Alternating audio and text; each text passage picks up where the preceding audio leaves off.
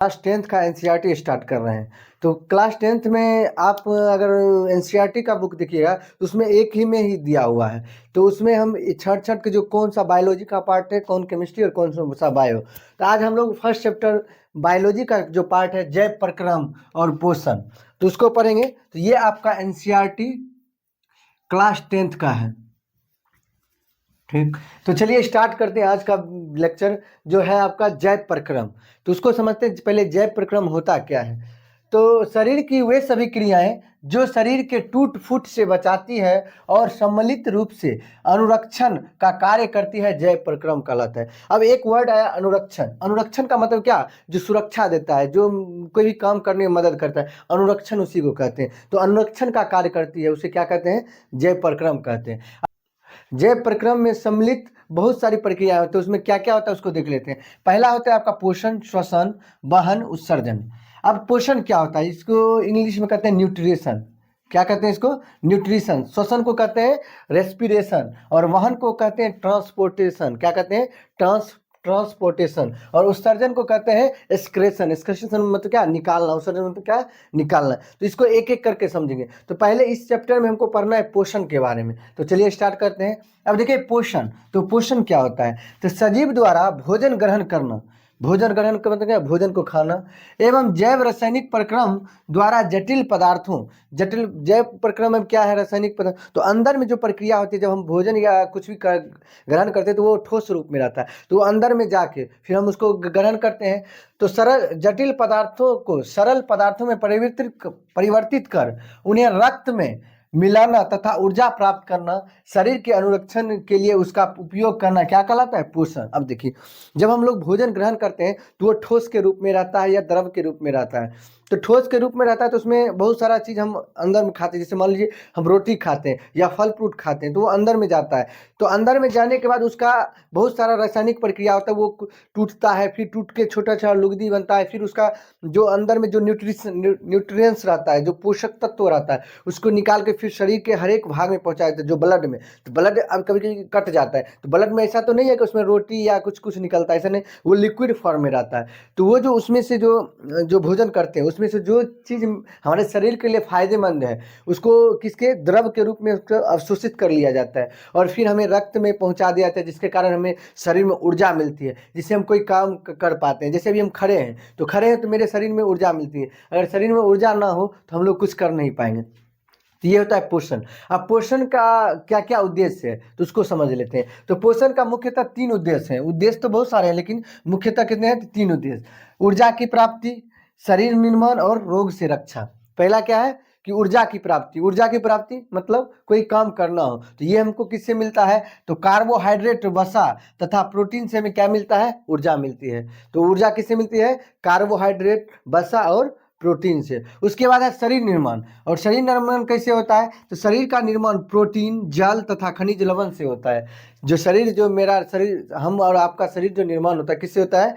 तो खनिज लवण और जल और प्रोटीन से बनता है। अब रोग से रक्षा। अब मान लीजिए ये शरीर है तो अब कभी ना कभी तो कोई बीमारी ग्रसित करता ही, तो उससे हमको रक्षा कौन, अक्सर हम बीमार ना पड़े उससे हमको सुरक्षा कौन देता है? तो ये देता है विटामिन। विटामिन शरीर को क्या करता है? रोगों से बचाता है। अब है मुख्य जो भोजन हम लोग करते हैं उसमें कितने कितने अवयव हैं? मुख्यतः कितने अवयव हैं? तो 7 अवयव हैं। वो क्या क्या है? तो वो है आपका कार्बोहाइड्रेट, वसा, प्रोटीन, खनिज लवण, विटामिन, जल और मोटा चारा। इसका दूसरा नाम रुक्षांश भी कहते हैं। इसका क्या नाम है? रुक्षांश। अब ये क्या होता है? सातों चीज। तो ये जैसे हमारे शरीर में सभी विभिन्न प्रकार की पोषक तत्वों की आवश्यकता होती है। जैसे कार्बोहाइड्रेट हमें ऊर्जा देती है, वसा भी ऊर्जा देती है, प्रोटीन शरीर निर्माण में और क्या, तो ऊर्जा भी मिलती है इससे। खनिज लवण क्या देती है? तो शरीर निर्माण में सहायता देती है। विटामिन रोग से रक्षा करती है। जल में भी बहुत सारा न्यूट्रिएंट्स पाया जाता है। रुक्षांश में भी बहुत सारा चीज़ रहता है। तो ये सब हमारे क्या है? शरीर के लिए मुख्य अवयव हैं। अब समझते हैं जो पोषण के प्रकार। पोषण के मुख्यतः 2 प्रकार हैं। क्या क्या? तो पहला होता है स्वपोषी और दूसरा होता है विषमपोषी। तब स्वपोषी क्या होता है? तो ऐसे जीव जो भोजन के लिए अन्य जीवों पर निर्भर न रहकर भोजन स्वयं संश्लेषित करता है स्वपोषी कहलाता है। ऐसे जीव जो भोजन स्वयं बनाता है, किसी दूसरे पर निर्भर नहीं रहता है, तो वो कैसा होता है? स्वपोषी होता है। जैसे पेड़ पौधा, ये सब क्या है? स्वपोषी है। इसको कोई भोजन बना के देता है? ये नहीं। ये सूर्य के उपस्थिति में क्या करता है? अपनी भोजन बनाता है, तो वो क्या है? स्वपोषी है। इसको प्रकाश संश्लेषण एक अलग वीडियो में हम लोग देख लेंगे कि क्या होता है प्रकाश संश्लेषण से संबंधित जितने भी क्वेश्चन होंगे। तो चलिए अब समझते हैं सभी हरे पौधे क्या होते हैं? सभी हरे पेड़ पौधे क्या होते हैं? स्वपोषी होते हैं। अगला है, पत्तियों में हरित लवक या क्लोरोप्लास्ट पाया जाता है। इस क्लोरोप्लास्ट में हरे वर्णक पाए जाते हैं, जिसे हम क्या कहते हैं? पर्णहरित या क्लोरोफिल कहते हैं। तो पर्णहरित या क्लोरोफिल, जब आप पत्ते को छिलिएगा तो उसमें देखिएगा कि एक हरा रंग का, उसमें दिखेगा हरा हरा कलर का रहता है। उसी को क्या कहते हैं? क्लोरोप्लास्ट कहते हैं। क्लोरोफिल के कारण ही पत्तियों का रंग कैसा होता है? हरा होता है। अगर क्लोरोफिल नहीं रहेगा तो वो पत्ती का हरा रंग नहीं होगा।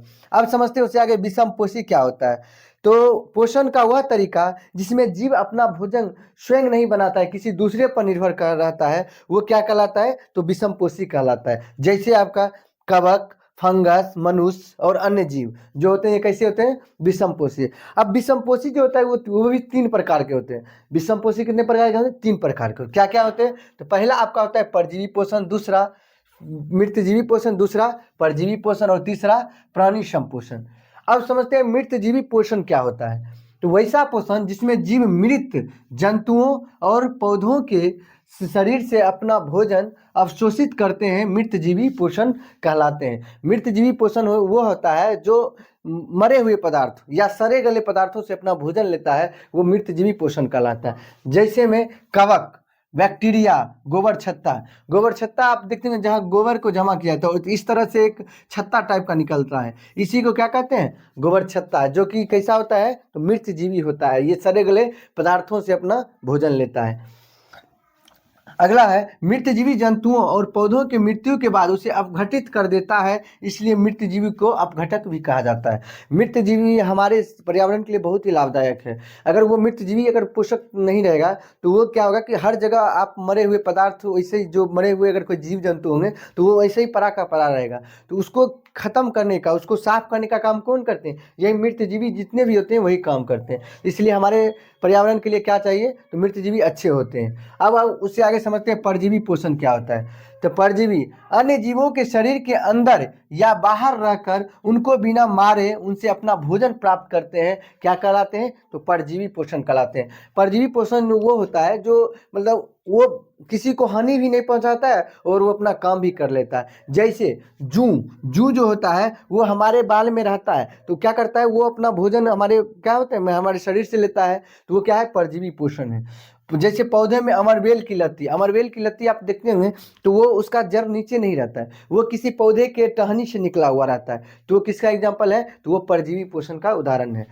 तो अब इस प्रक्रिया में परजीवी पोषण प्रक्रिया में 2 प्रकार के जीवों की भागीदारी होती है। तो वो क्या होता है? पोषी और परजीवी। तो पोषी किसे कहते हैं? जिस जीव से खाद्य का अवशोषण होता है वो क्या कहते हैं? परजीवी। अब किससे खाद्य, जैसे मान लीजिए जू के लिए पोषी क्या होंगे? तो हम लोग होंगे, वो हम लोग के शरीर से लेता है।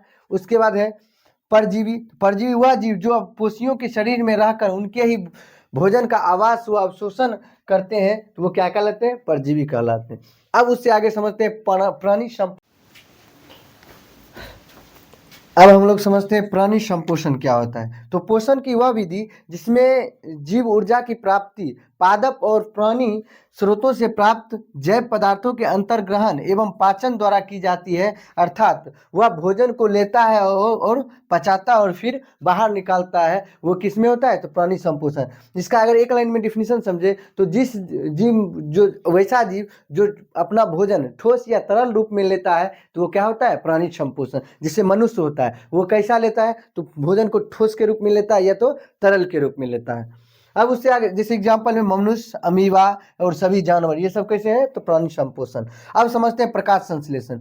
सूर्य के प्रकाश की उपस्थिति में पौधे वायुमंडल से कार्बन डाइऑक्साइड यानी कि CO2 गैस और जड़ से जल और खनिज लवण एवं पत्ती से क्लोरोफिल की सहायता से अपना भोजन बनाता है। इस प्रक्रिया को क्या कहते हैं? प्रकाश संश्लेषण कहते हैं। तो प्रकाश संश्लेषण किसमें होता है? तो पेड़ पौधे में वो कब होता है? जब सूर्य की उपस्थिति में ये प्रक्रिया होती है। अगर इसका दूसरा डिफिनीशन समझें तो हरे पेड़ पौधे द्वारा भोजन बनाने की प्रक्रिया को क्या कहते हैं? प्रकाश संश्लेषण कहते हैं। ठीक, तो आज के वीडियो में बस इतना ही। वीडियो अगर अच्छा लगे तो वीडियो को लाइक और चैनल को